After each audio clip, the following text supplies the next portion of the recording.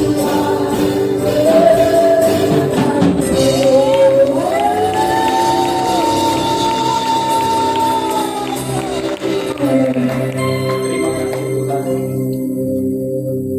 sudah jadikan kami serupa denganmu, ya.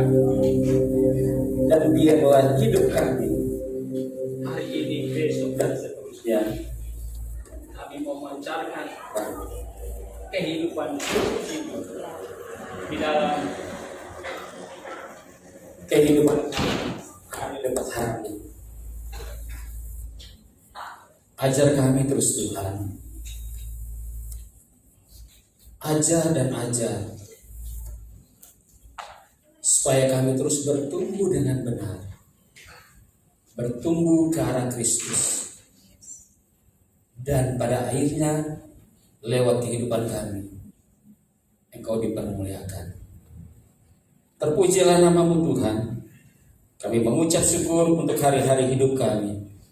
Kalau kami ada sampai saat ini Tuhan, itu semua karena Engkau. Patutlah kami mengucap syukur Tuhan. Terima kasih. Kami akan mendengarkan kebenaran firman. Kami tahu bahwa kalau kami mau berbuat, kebenaran firman harus menjadi terutama dalam kehidupan kami. Oleh sebab itu Tuhan, kami memberikan hidup kami kepada-Mu. Semua panca indera kami, mulai dari pendengaran kami, perhatian kami, apapun itu Tuhan yang ada pada kami, Kamu mau memberikan buat Engkau. Kami mau membuka hati kami, supaya setiap kebenaran firman Tuhan ini masuk, tertanam, bertumbuh, berbuah, dan buahnya lebat, nama-Mu dipermuliakan. Terima kasih Tuhan, kami mau mendengarnya di dalam nama Tuhan Yesus Kristus. Haleluya, amin.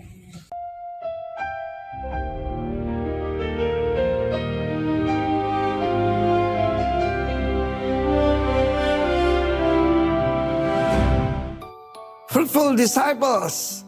Saya sampaikan bagaimana seorang murid yang sederhana, Ananias dari Damsyik, meletakkan tangan atas Saulus dari Tarsus yang menjadi penganiaya orang Kristen, menjadi rasul. Nah sekarang di dalam Kisah Rasul 16, dia menemukan seorang putra bernama Timotius. Ayahnya seorang Yunani. Apa yang sedang kita hadapi hari-hari ini? Gen Z kita berbahasa Inggris. Pola pikirnya bukan cuma Western, itu pola pikirnya Yunani. Dan kita tahu di dalam Yunani itu maka heteroseks itu kelas bawah. Kalau yang atas itu LGBT, IQ dan sebagainya. Saya lihat di mana-mana the shadow of Sodom sebelum kedatangan Kristus. Di mana-mana terjadi penyimpangan seks dan dianggap biasa. Dan mereka katakan semua orang melakukannya. Tetapi ibunya seorang Israel ya. Dan neneknya yang mengajarkan dia, Lois dan Eunike. Kedua-duanya diberi nama Yunani, saudara. Pasti nama aslinya bukan itu. Eunike artinya blessed with good victory. Bagaimana? Ternyata dia memuridkan putranya dan dikenalkan dengan Paulus. Kita perlu 3 bapak. Bapak jasmani, bapak rohani mesti jadi satu, dan bapak surgawi. Ketika dikenalkan Paulus, Timotius yang timid itu agak ragu-ragu, kurang berani, menjadi seorang yang hebat sekali. Dan firman Allah mengatakan, Paulus mengatakan, putraku yang sah dalam iman. Dia memanggil yaitu Timotius agapetos teknon. Saya tidak punya anak secara jasmani, tapi saya ada beberapa yaitu agapetos teknon in my life. Dan mereka melakukan hal yang lebih dari saya. Itu kebanggaan seorang ayah. Ya, jadi soal bukan besarnya jumlah yang nonton. Ya kebanyakan jumlahnya gede tapi cuma nonton. Tuhan berkata muridkan. Dan muridkan yang terbaik adalah sebagai bapak dan putra. Dan dia berkata, Rasulullah berkata, banyak sekali pendidik, tapi tidak banyak bapakmu. Akulah bapakmu dalam iman. Pertanyaan hari ini, Who is your Paul? Siapakah bapak rohani saudara? Dan bagi bapak-bapak rohani, apakah kalian punya putra-putra rohani yang membuat kalian berlipat kali ganda hebat? Dan Paul mengatakan, tidak seorang pun yang sehati sepikir seperti rekan sekerjaku. Dari murid jadi rekan sekerja, saudara ya. Timotius, Titus, dan yang lain-lain. Tetapi saudaraku, itulah kehidupan Rasul Paulus yang penuh dengan buah. Buahnya adalah murid-murid yang dia jadikan hamba-hamba Tuhan yang luar biasa. Dalam kehidupan saya ngerti pelajaran ini. Apa yang dijelaskan Rasul Paulus dalam 2 Timotius pasal 2 ayat 2. Gampang ya? 2. Nah, saudaraku, kita lihat di sana dia memberikan instruksi pada Timotius. Apa yang kuajarkan kepadamu juga dengan penumpangan tanganku atasmu. Percayakan pada orang lain yang dapat dipercaya, yang juga cakap mengajar orang lain. Saya perhatikan ada 4 generasi pemimpin. Apa end product dari sebuah pelayanan atau gereja? Kingdom leaders. Ini 4 generasi, dan saya mengikuti saja pola dari hamba Tuhan yang hebat dan sukses ini. 4 generasi pemimpin. Saya memuridkan Pak Roni memuridkan Gunawan, saudaraku Yosua Gunawan, dan kemudian saya akan pergi ke Taiwan akhir bulan ini, ketemu dengan Immanuel. Itu sudah generasi keempat, dan di tengah-tengah kesulitan mereka berbuah luar biasa. Saya juga akan meresmikan gedung baru dan ulang tahun ke-35 daripada Rock Mataram. Gedungnya lebih besar dari Lembah Pujian, saudara. Ya, maksudnya kapasitasnya, bukan kompleksnya juga cukup besar. Ada sekolah, ada sebagainya. Berbuah bagi Yesus, hasilkan buah-buah yang tinggal tetap. God bless you warga kerajaan. Jangan jadi penonton. Haleluya. Amin. Amin, saudara. Ya, saudara diberkati. Ya, kita masih di dalam tema bulan Juni, yaitu apa, saudara? Fruitful disciple, ya, murid yang berbuah. Nah, kita ada di tema fruitful disciple, murid yang berbuah, ya, dari Yohanes 15 ayat 8. Nah, saudara, kalau kita baca dari Yohanes 15 dari ayat 1 sampai dengan ayat 8, ya, itu judul tentang pokok anggur yang benar.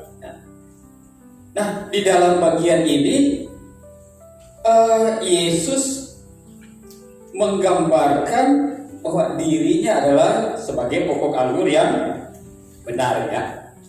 Bapa sebagai pengusahanya dan murid-murid sebagai ranting-rantingnya. Dan ranting yang tidak berbuah akan dipotong, sedangkan ranting yang berbuah akan dibersihkan supaya menghasilkan buah yang lebih banyak, saudara. Nah, inti ajaran ini bahwa murid-murid yang ada di dalam Kristus, yang sebagai ranting, kalau dia mau berbuah, maka dia harus melekat di mana? Pada pokoknya, ya kan? Nah, seperti itu inti daripada Yohanes 15 ayat 1 sampai dengan 8. Nah, hari ini kita belajar dengan tema murid yang berbuah, yaitu memberi dan berkorban bagi kerajaan Allah, ya. Dari Yohanes 15 ayat yang ke-16. Dari Yohanes 15 ayat 8, dari ayat temanya fruitful disciple ini, ya, dari terjemahan baru bunyinya demikian, saudara. Dalam hal ini Bapakku dimuliakan, yaitu jika kamu berbuah banyak, ya. Dan dengan demikian kamu adalah murid-muridku. Nah, pada terjemahan TPT dikatakan demikian, saudara. Ini lebih memperjelas, ya. Kalau kita baca dari yang terjemahan baru, kemudian kita lihat kepada TPT, dikatakan demikian. Ketika hidupmu menghasilkan buah yang berlimpah, kamu menunjukkan bahwa kamu adalah murid-muridku yang dewasa, ya, yang memuliakan Allah. Jadi sebenarnya apa sih tujuan pemuritan? Tujuan pemuritan adalah pendewasaan, ya. tujuan pemulihan adalah pendewasaan. Ujung dari segala sesuatu yang kita percayai adalah bahwa kita harus bertumbuh menjadi murid yang dewasa. Firman bilang bahwa ada yang bayi. Betul? Bayi makanannya adalah apa? Susu. Nah, kalau bayi kita tahu bagaimana karakter bayi itu. Kalau lapar, nangis dan sebagainya, begitu kan? Dia cuma perlu susu. Tapi bagi saya dan saudara, ketika kita memilih Tuhan sebagai Tuhan dan Juru Selamat kita bukan cuma berdiam diri saja, tapi tugas dan tanggung jawab kita adalah kita harus makin hari makin dewasa. Karena kalau bicara tentang kedewasaan, kita berbicara tentang keserupaan. Amin. Tidak ada satupun orang yang mau serupa dengan Kristus yang tidak dewasa. Nah, kedewasaan itu berbicara tentang bagaimana kita mempersiapkan diri kita untuk masuk di dalam pernikahan dengan mempelai pria kita, yaitu Kristus. Kalau kita bukan orang dewasa, kita tidak layak untuk menikah. Jadi kedewasaan itu penting, karena itu tujuan saudara dan saya. Tuhan kasih itu buat saudara dan saya. Tuhan pilih saudara dan saya. Tujuannya adalah apa? Kekekalan. Sebab di dalam kekekalan yang diperlukan adalah kedewasaan, bukan bayi. Nah, dari tema kita tadi, ya, murid yang berbuah adalah memberi dan berkorban bagi kerajaan Allah. Ayatnya adalah dari Yohanes 15 ayat dengan 16. Dikatakan demikian, bukan kamu yang memilih aku, tetapi akulah yang memilih kamu. Dan aku telah menetapkan kamu supaya kamu pergi dan menghasilkan buah, ya. Dan buahmu itu tetap, supaya apa yang kamu minta kepada Bapa dalam namaku diberikannya kepadamu. Nah, dalam terjemahan lain, di terjemahan sederhana Indonesia, dikatakan demikian, bukan kamu yang memilih untuk menjadi murid-muridku. Ternyata jadi murid, kita jadi murid bukan kita yang menawarkan diri kita kepada sang guru kita, Tuhan. Tapi sebenarnya Tuhan yang memilih. Firman bilang, bukan kamu yang memilih untuk menjadi murid-muridku, tetapi akulah yang memilih kamu untuk apa? Tugas itu. Tugas itu apa? Dan aku telah menetapkan kamu supaya kamu pergi. Ternyata tugas yang diberikan Tuhan adalah tugas yang disebut dengan pengutusan. Waktu Tuhan mau naik ke surga, Dia bilang apa? Pergilah ke seluruh dunia. Kata pergilah ke seluruh dunia, ini yang ini, supaya kamu pergi untuk apa? Menghasilkan buah. Ketika kita pergi ke seluruh dunia, buat apa? Buat apa Tuhan suruh kita pergi ke seluruh dunia?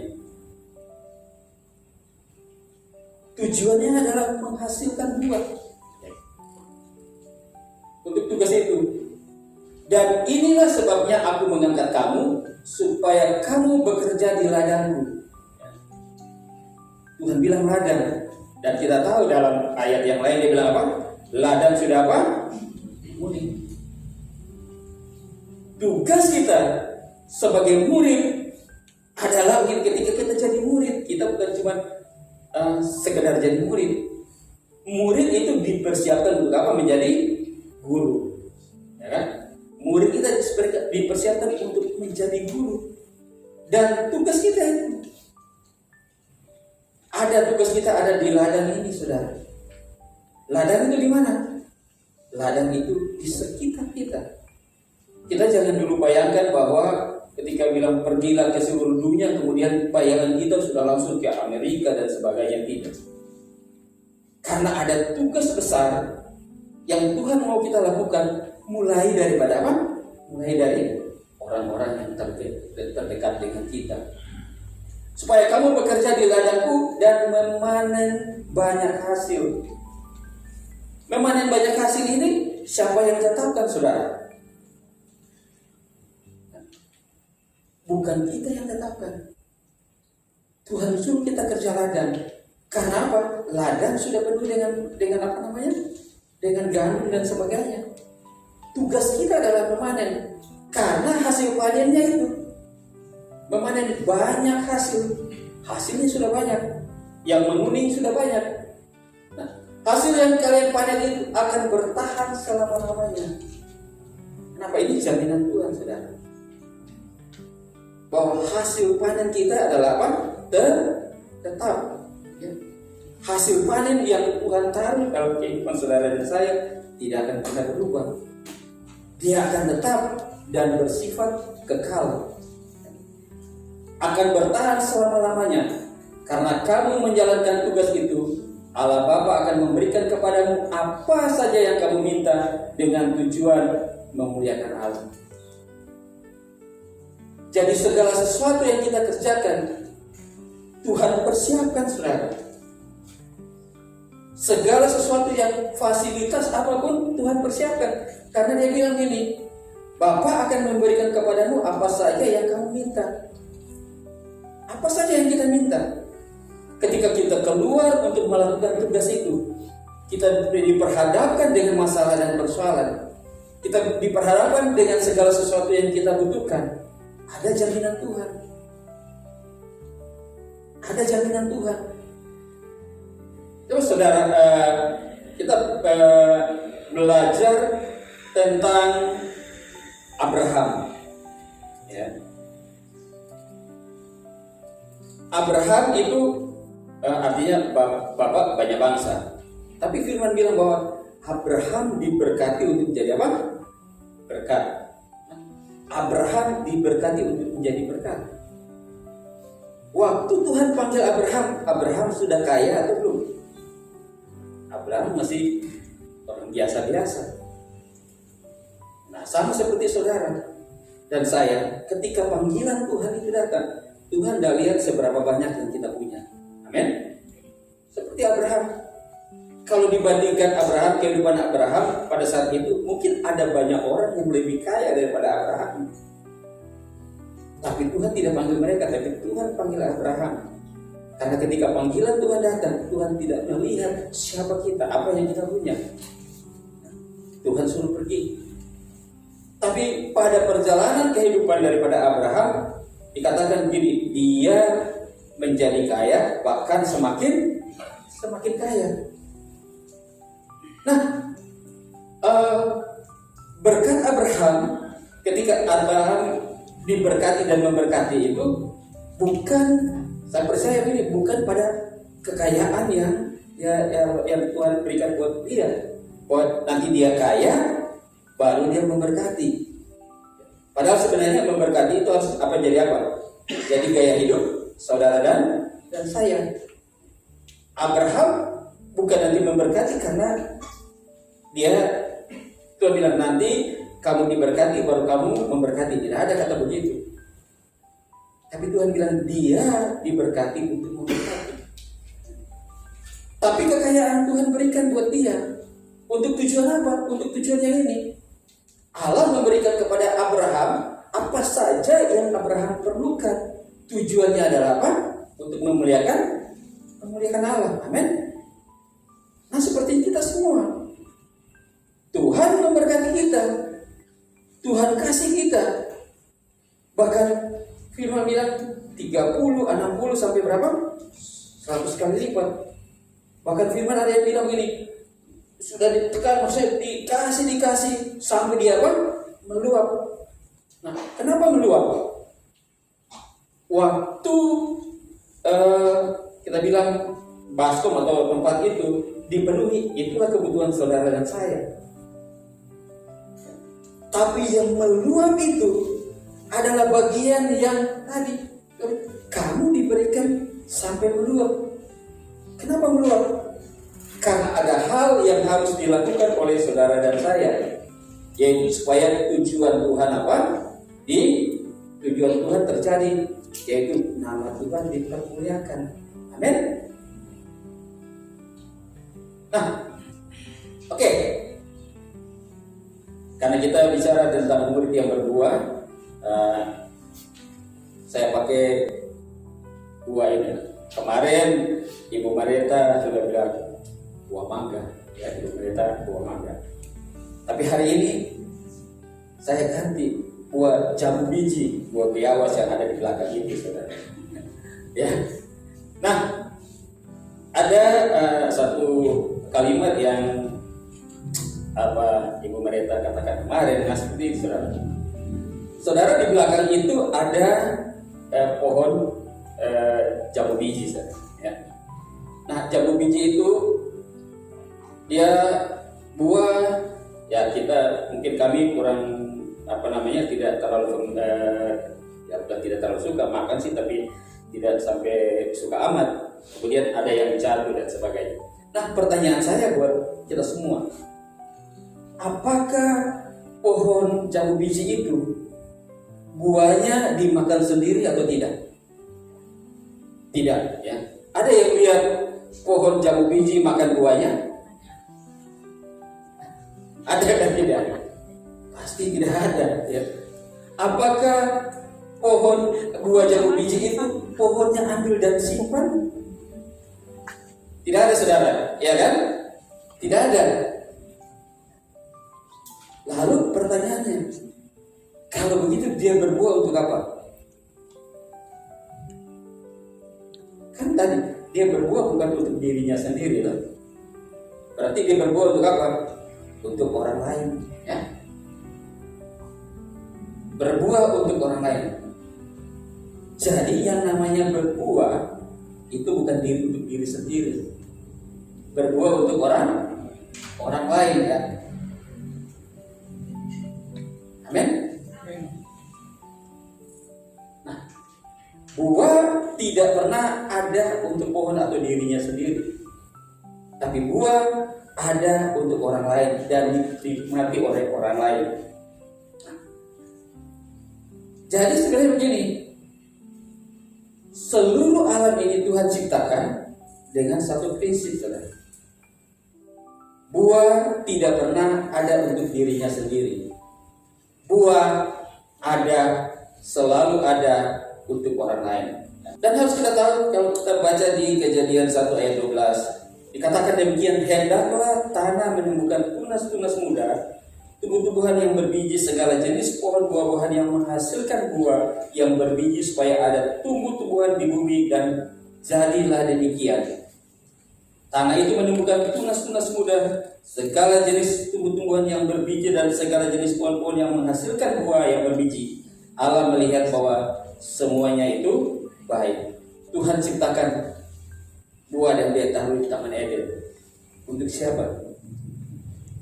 Tuhan bilang buat Adam bahwa inilah apa? Makanan. Jadi makanan itu sebenarnya adalah apa? Tumbuh-tumbuhan.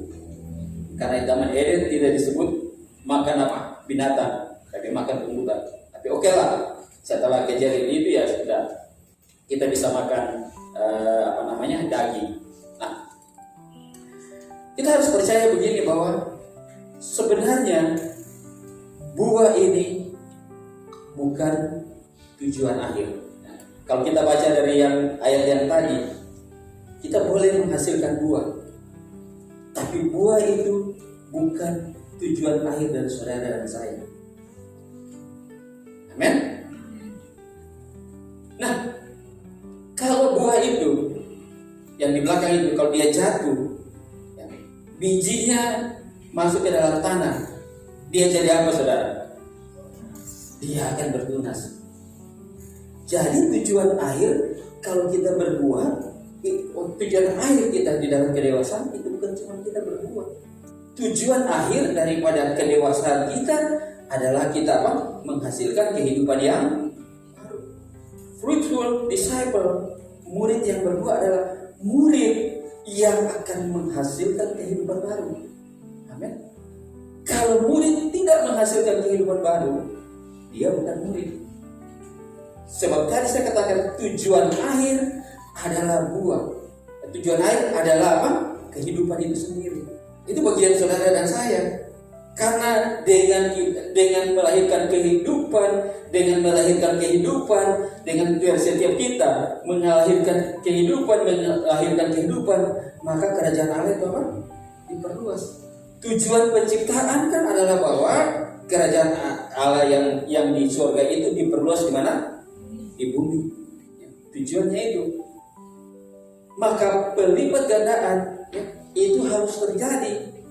Dengan bagaimana kita yang buah harus melahirkan kehidupan yang baru supaya kerajaan Allah ini diperluas, bumi dipenuhi dengan kemuliaan Allah. Itu tujuan dari apa? Dari fruitful disciple itu, murid yang berbuah. Tujuannya adalah memuliakan Tuhan dengan apa? Memperluas kerajaan Allah. Dan bagaimana kita memperluas kerajaan Allah? Kalau kita sendiri saja tidak punya kehidupan itu. Apa yang kita akan berikan kepada orang lain itu sebenarnya begini, harus kita punya. Selalu saya katakan bahwa kita tidak dapat memberikan sesuatu kepada orang lain kalau kita sendiri tidak punya. Bagaimana kita bisa memberikan kehidupan Kristus kepada orang lain kalau sebenarnya pada kita tidak ada kehidupan Kristus? Amin. Harusnya kita punya kehidupan Kristus baru kita bisa bagikan buat orang lain. Kerajaan Allah itu ada begini. Apa itu murid yang tadi disciple, fruitful disciple. Nah, bagi dunia dan bagi kerajaan Allah, berbuah bukan berarti cuma diberkati. Amin. Yang tadi saya sudah sampaikan. Nah, ini yang paling penting, bahwa kalau kita berbuah itu berarti bukan gini. Orang-orang dunia itu memandang begini. Ketika memandang berbuah itu memandang dengan berkat yang adalah secara materi. Orang dunia ketika melihat kata diberkati, itu mereka melihat dengan apa yang saudara dan saya punya secara materi. Dan orang dunia bilang kalau itu materi dia punya, itu menjadi miliknya. Bagi orang dunia segala sesuatu yang dia punya adalah milik dia. Tapi bagi kita yang ada dalam kerajaan surga, kita ada dalam kerajaan Allah, berbuah itu berarti menjadi apa? Saluran berkat. Karena yang tadi saya katakan, buah itu bukan kita yang bikin, Pak. Buah itu bukan berasal dari sebenarnya kita. Buah itu yang dari Tuhan. Tuhan yang menumbuhkan buah. Paulus menanam, Apolos menyiram. Siapa yang menumbuhkan? Tuhan. Jadi buah itu bukan milik saudara dan saya. Makanya kita ketika kita terima buah, kemudian buah itu cuma tinggal di dalam kita. Padahal prinsip kerajaan Allah adalah berbuah berarti apa? Menjadi saluran berkat. Abraham tadi, dia menjadi saluran berkat. Tuhan kasih dia berkat, dia kaya, semakin kaya dan sangat-sangat kaya. Sampai dia disebut karena kekayaannya, dia dianggap sebagai raja, saudara. Tapi dia ada dalam koridor ini bahwa dia menerima buah, dia menerima berkat supaya dia menjadi saluran berkat. Ini kerajaan, saudara. Dikatakan begini. Nah, kita berbicara tentang tadi memberi dan berkorban. Bagi kerajaan dunia atau begini, bagi manusia membangun kerajaan untuk mengambil. Betul tidak, saudara? Kita tidak bisa menutup mata dari kejadian yang terjadi sekarang ini. Ada banyak pergolakan, ada banyak demo, ada banyak masalah. Kenapa di daerah-daerah? Karena mereka merasa begini bahwa apa yang mereka miliki diambil, saudara. Jadi yang namanya pemerintahan yang dibangun oleh manusia itu fokusnya cuma mengambil, dan itu kita lihat di mana-mana ada demo, ada perlawanan dan sebagainya. Kenapa? Merasa begini, Bang. Ini saya ada di sini, saya punya. Kenapa kok tiba-tiba ada yang dari luar bisa datang ambil? Kalau kita mengerti itu, karena begini, manusia membangun kerajaan karena mau mengambil, saudara. Tapi ketika kita berbicara tentang kerajaan Allah dibangun oleh raja yang apa? Memberi. Berbeda, saudara, antara kerajaan yang dibangun manusia dengan kerajaan yang dibangun oleh siapa? Oleh Allah.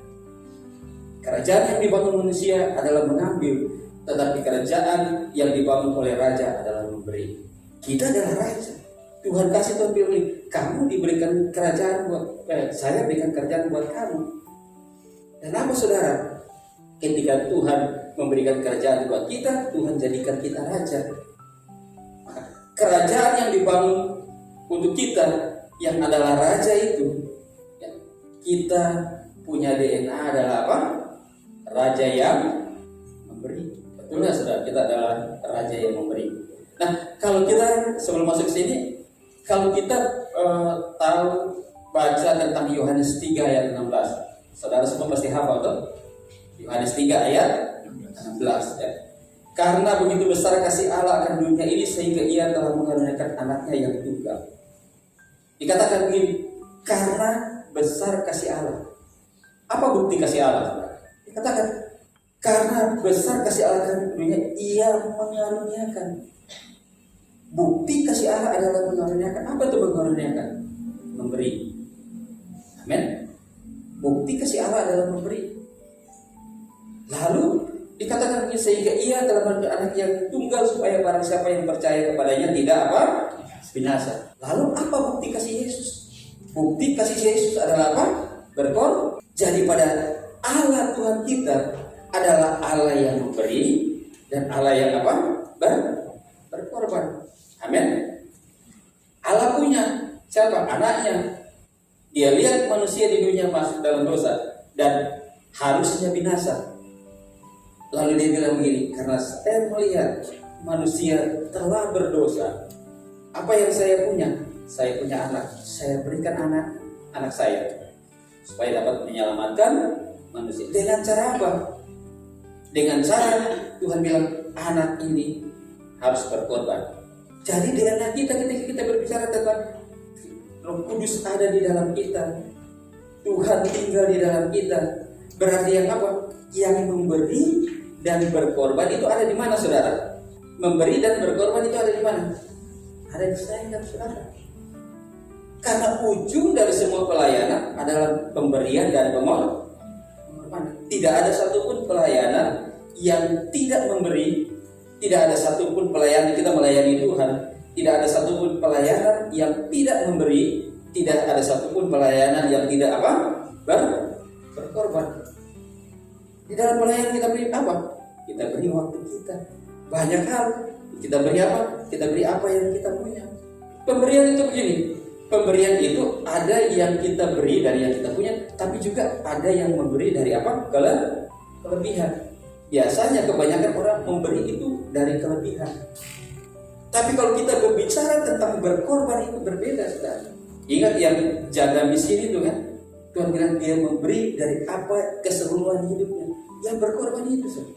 Berkorban itu berusaha kita memberi dari sebenarnya apa yang cukup untuk kebutuhan kita. Yang namanya memberi, berkorban itu paling gini. Yang berkorban itu pasti sangat apa? Sangat sakit, saudara. Ketika berbicara tentang berkorban itu berbicara tentang karena kita memberikan dari ini. Kita memberikan apa yang kita punya, yang memang cuma kebutuhan kita, itu yang berkorban. Dan Tuhan ada pada level itu, ya. Yaitu dia memberi dan dia apa? Berkorban. Nah, kalau kita mau jadi apa namanya faithful disciple, ya, yang pertama kita harus tahu kenapa kita sebagai faithful disciple kita harus apa? Mengenal siapa sumber. Di Yohanes 15 ayat 5, akulah pokok anggur dan kamulah ranting-rantingnya. Mazmur 24 ayat 1, Tuhanlah yang mempunyai bumi serta segala isinya. Nah, kalau dari sini kita sudah tahu siapa yang punya, saudara. Siapa pemilik kita? Tuhan, ya. Tuhan itulah pemilik kita. Nah,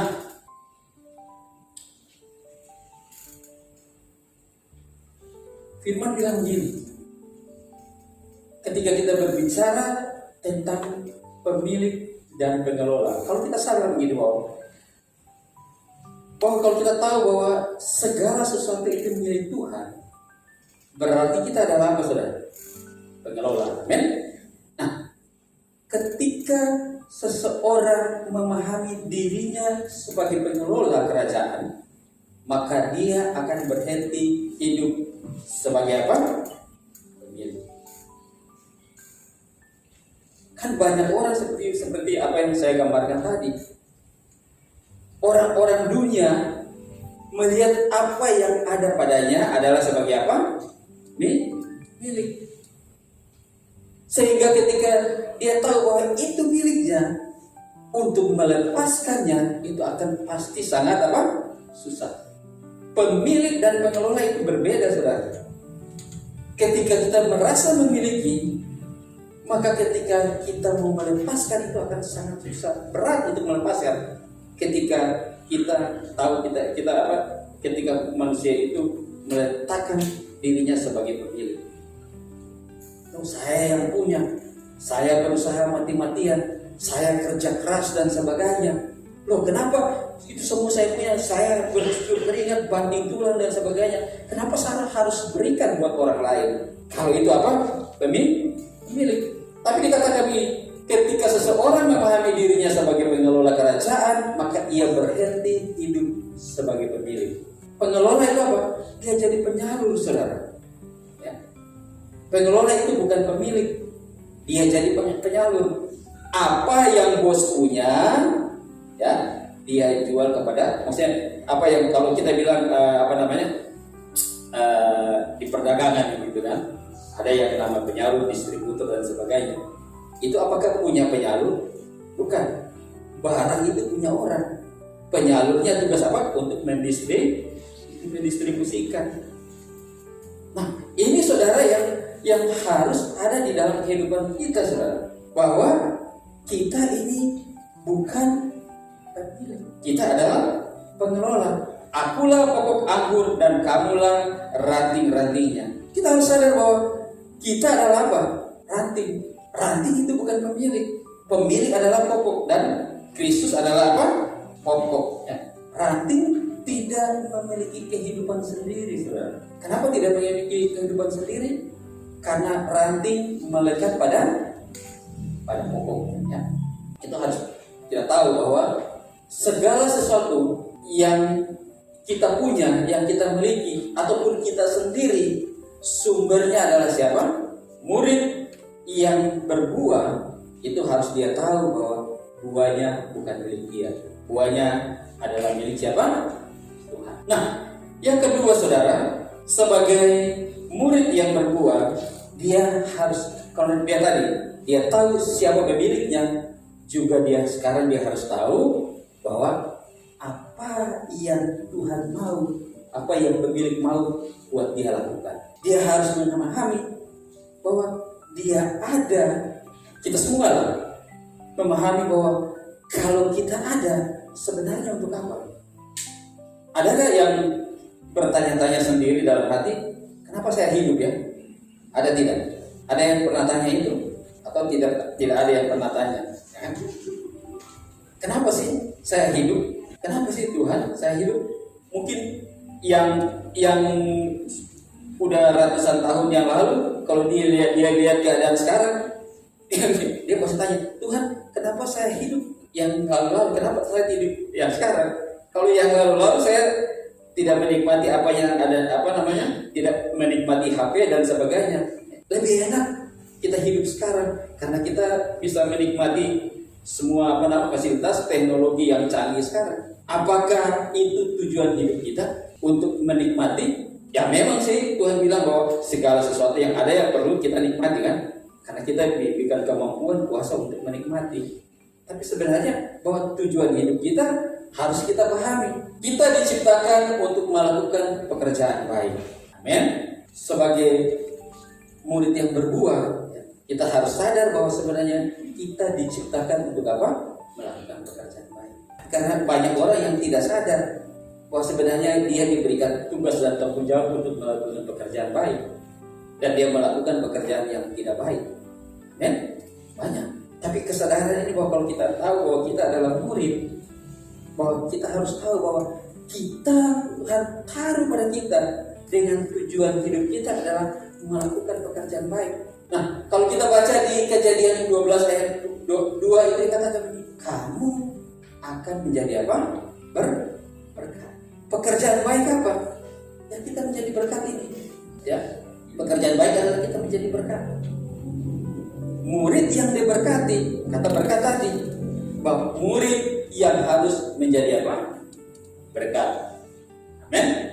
Kalau murid tidak jadi berkat, yang tadi dia bilang begini, dia dikatakan begini, tujuan berkat bukan menimbun. Ya. Kalau yang tadi saya bilang itu yang sebagai pemilik dan pengelola. Pemilik itu dia menimbun untuk dirinya sendiri. Kita bukan. Tuhan memberkati kita bukan untuk menimbun itu, bukan itu menjadi milik kita sendiri. Tapi firman begini, ketika kita memberi berkat, ada roti dan ada apa? Benih. Roti untuk kita makan, benih itu kita apa? Tabur. Nah, kita dapat berkat, ya tujuan berkat bukan untuk menimbun, tapi tujuan berkat adalah apa? Penyalur tadi. Tujuan berkat adalah penyalur. Kita harus sadar, itu kita tahu bahwa dengan memahami tujuan hidup kita, maka kita bicara tentang masa depan kita, kita tahu apa tujuan hidup kita. Dan kalau kita tahu apa tujuan hidup kita tahu bahwa kalau kita jalan dengan yang punya itu menyertai kita, maka tujuan hidup itu pasti apa? Terjadi. Tugas yang dia bilang, pergilah dan jadikanlah segala bangsa muridku, yang Tuhan utus kita itu akan terjadi. Karena tadi posisi kita memahami posisi kita dengan apa namanya? Dengan benar. Posisi kita bukan saja jadi penimbun, tapi penyalur. Coba saudara, ada kelangkaan minyak tanah dan sebagainya, kelangkaan bahan bakar dan sebagainya. Ternyata ada orang menimbun. Apa hasil dari penimbunan itu? Kalau ketangkap apa? Dihukum. Penimbunan itu akibatnya adalah dihukum. Ketika kita ketika kita menimbun apa yang kita punya, pemilik dia senang atau dia marah? Pasti marah. Makanya Tuhan tidak mau kita menimbun. Tuhan mau kita menjadi apa? Penyalur. Karena itu bukan kita punya, Tuhan punya. Tuhan bilang, saya punya, kalau kau tahan-tahan buat apa? Saya punya, kasih disalurkan.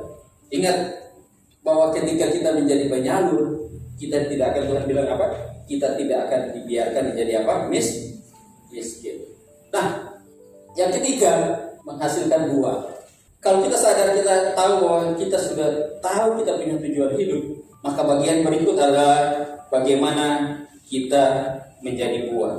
Tetapi buah roh ialah kasih, sukacita, damai sejahtera, kesabaran, kemurahan, kesetiaan, kelemah lembutan, penguasaan diri. Tidak ada hukum yang menentang hal itu. Buah roh adalah karakter raja yang muncul dalam kehidupan kita. Amin.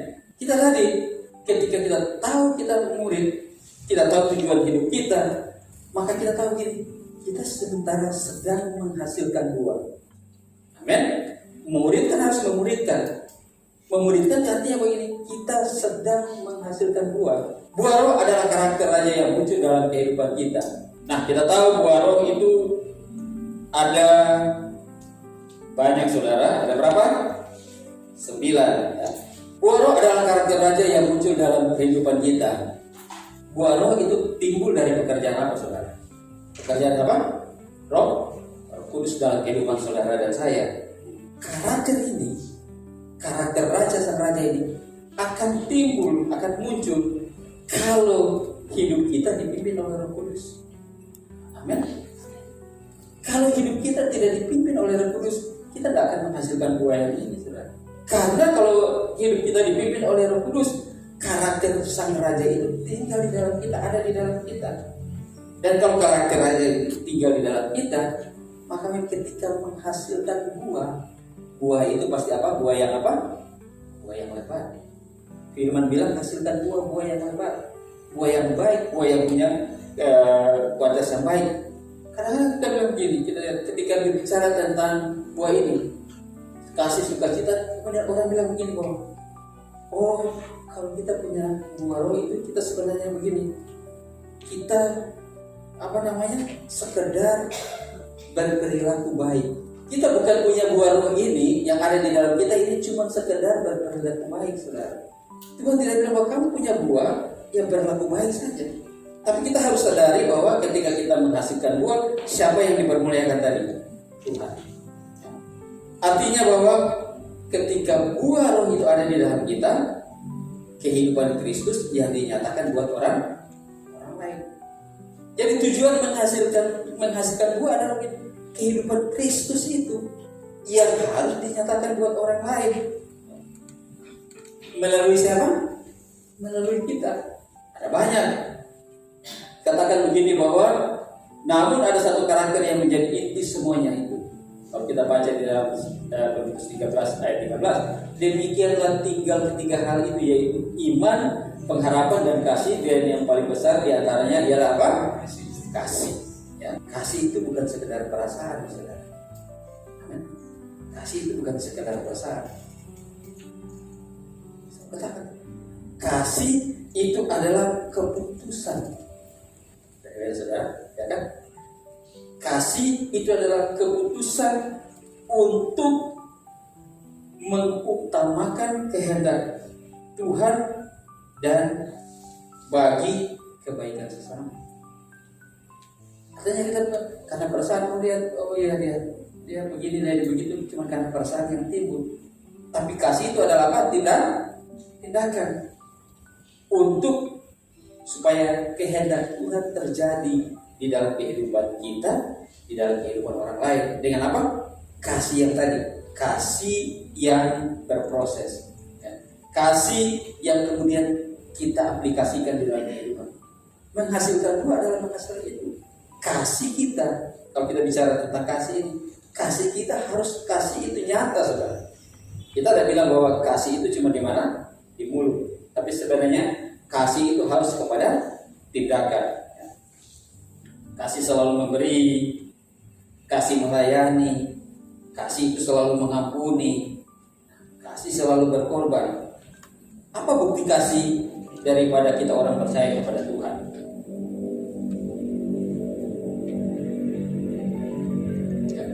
Bukti kasih banyak.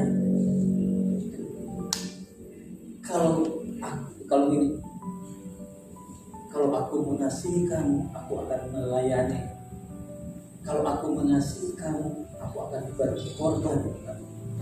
Memberi dan berkorban itu adalah apa? Manifestasi daripada apa? Kasih itu sendiri.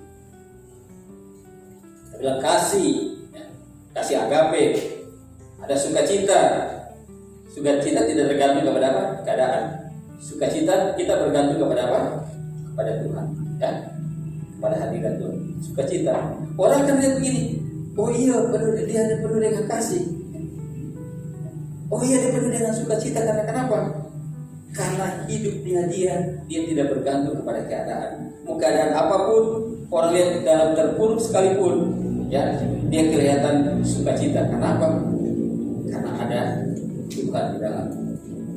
Damai sejahtera. Ada masalah itu bukan apa-apa.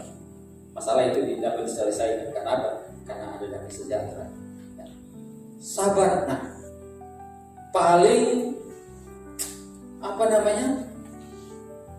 orang itu paling sulit, itu kata sabar itu paling sulit, saudara. Ya. Bahkan dari ibu ke anak-anak pun juga, mana ibu-ibu yang sabar kepada anak-anak. Banyak ibu-ibu yang tidak sabar kepada anak-anak. Ya. Apalagi kita sabar kepada orang lain. Karena kesabaran itu sangat sulit. Tapi kesabaran itu harus ada. Kenapa? Karena itu buah roh yang timbul di dalam kehidupan saudara dan saya. Karena siapa? Karena Kristus. Ya. Nah, kebaikan dan sebagainya. Ya. Kalau kita jadi murid yang berbuah, setelah apa yang tadi 1, 2, dan 3 kita alami, maka bagian yang berikut adalah kita apa? Memberikan orang lain. Matius 28 ayat 19, pergilah jadikanlah semua bangsa muridku. Nah, murid yang berbuah tidak berhenti pada dirinya sendiri. Amin. Ya. Murid yang berbuah tidak berhenti pada diri sendiri. Yang tadi, murid yang berbuah itu tidak ditimbun saja, tapi dia jadi penyalur. Dia mulai memberi hidupnya bagi orang lain. Amin. Nah, mau tidak saudara? Kalau kita sudah terima, kita akan memberi. Memberi hidup ini Tuhan bilang, bukan beri cuman apa namanya? Beri cuman apa yang kita punya. Tapi Tuhan mau kita memberi apa? Kita memberi hidup bagi orang lain. Nah itu, bagaimana saudara menerjemahkan itu akan sangat bergantung, ya. Bagaimana saudara menerjemahkan memberi hidup bagi orang lain itu sangat bergantung bagaimana saudara mengerti tentang kebenaran firman. Amin. Itu akan sangat berbeda dengan pikiran orang lain, orang luar dalam memahami ini. Jadi setiap apa yang kita lakukan, kita harus pastikan bahwa yang kita lakukan itu seturut dan kehendak siapa? Tuhan. Amen. Nah, yang kelima, buah selalu lahir dari benih yang dikorbankan. Jikalau biji gandum tidak jatuh ke dalam tanah dan mati, ia tetap satu biji saja. Apa yang disimpan akan berhenti dan mati, betul tidak? Coba biji daripada buah itu saudara tidak tanam. Kalau namanya mati itu pasti apa? Ditanam, toh? Coba saudara tidak tanam, dia akan bertunas ke tidak? Tidak. Ia tidak akan bertunas. Apa yang ditabur akan bertumbuh, selalu dalam pengorbanan. Jikalau biji itu tidak jatuh ke dalam tanah dan mati, kita bicara tentang mati, saudara. Mati adalah apa? Pengorbanan. Kita harus begini. Yang kemarin Ibu Marita bilang, kalau dia mau bertumbuh bagus, bukan saja begini. Oke. Buah itu, biji itu kita tanam, kemudian kita biarkan, ya toh, harus kita pangkas, harus kita kasih pupuk, harus kita siram dengan air. Itu bentuk apa, saudara? Itu bentuk dari apa? Pengorbanan. Di dalam pelayanan, di dalam apapun harus perlu pengorbanan. Karena tujuannya tadi saya katakan bahwa kalau kita jadi murid, kita memuridkan. Kalau kita jadi buah, kita harus apa? Kita harus melanjutkan dengan membuat menjadi apa? Kehidupan yang baru. Kehidupan yang baru itu perlu pengorbanan, saudara. Kehidupan kita bukan kehidupan yang biasa-biasa. Di dalam Tuhan, kehidupan kita harus kehidupan yang luar biasa. Amin. Kalau kehidupan kita yang luar biasa, kita juga akan mau bahwa orang lain juga harus punya kehidupan yang luar biasa. Lewat apa? Lewat pelayanan saudara dan saya. Amin. Kalau itu lewat pelayanan saudara dan saya, maka yang terjadi ini, saudara, bahwa benih yang kita tabur itu bukan sekedar kita tabur saja, tapi benih itu harus menjadi sesuatu yang baik, yang bertumbuh dengan baik. Itu perlu yang namanya pengorbanan. Jadi begini, saudara. Terakhir, ada kata ditanam, ada kata bertumbuh, ada kata apa? Berbuah. Ditanam dan ditumbuh itu terjadi di mana? Terjadi di sini, saudara. Bertanam dan bertumbuh itu terjadi di sini. Kita tidak akan bisa berbuah kalau kita tidak akan ditanam dan kita tidak akan bertumbuh. Jangan menjauhkan diri dari pertemuan-pertemuan ibadah. Pertemuan ibadah bukan cuma pertemuan ibadah yang hari Minggu ini saja, tapi setiap pertemuan apapun itu adalah pertemuan ibadah. Katakan jangan menjauhkan diri dari pertemuan ibadah. Sebab di sanalah tertanam dan bertumbuh itu terjadi. Amin. Tertanam dan bertumbuh itu terjadi di sana. Terus katanya berbuah. Berbuah di mana, saudara? Berbuah itu bukan di sini. Betul tidak? Berbuah itu di mana? Berbuah itu di mana? Di luar. Makanya tadi firman tadi katakan itu, pergilah dan menghasilkan buah yang tetap. Saudara sudah ditanam, saudara sudah bertumbuh. Giliran kita sekarang adalah apa? Berbuah. Giliran kita sekarang adalah apa? Berbuah. Sekali lagi, giliran kita sekarang adalah apa? Tuhan bilang apa? Pergi. Ya kan? Bagian kita sekarang mau berbuah, pergi. Pergilah ke seluruh dunia, jadikanlah segala bangsa muridku, dan baptiskanlah mereka di dalam nama Bapa, Anak, dan Roh Kudus. Amin. Tuhan Yesus memberkati.